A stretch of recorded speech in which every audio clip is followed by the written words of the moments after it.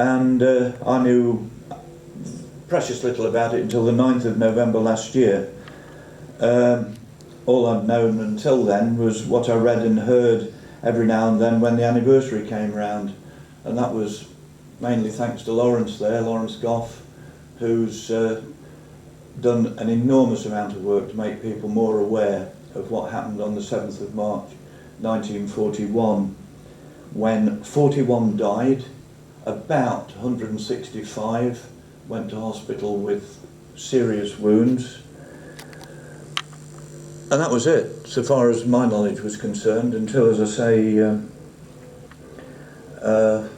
only a few weeks ago.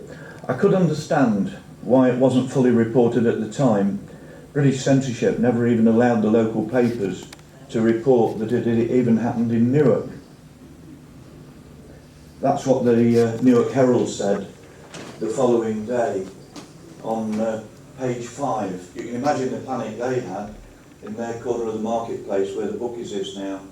There they were, happily printing the next day's paper, and all of a sudden, boom, boom, boom. Oh, we better do something about that, but what can we do, because we're censored? So all they could say was a single German plane came out of the low-lying clouds yesterday and dropped a number of bombs on an East Midland town. An hour later, the same or another raider dropped more bombs in the same locality. There were a number of casualties, some being fatal. And that was it on the day after, so far as my profession was concerned. The Advertiser the following Wednesday had a bit more on the back page. But we've got a North Midlands town now. By gum, that plane shifted Newark, you see.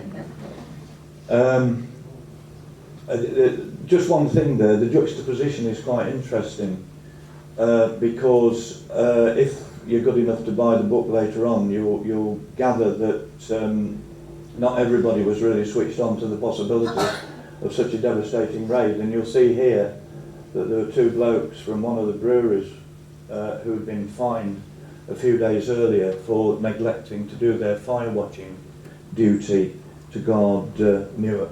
If any of you can't hear me, please stick your hands up and let me know, because I know that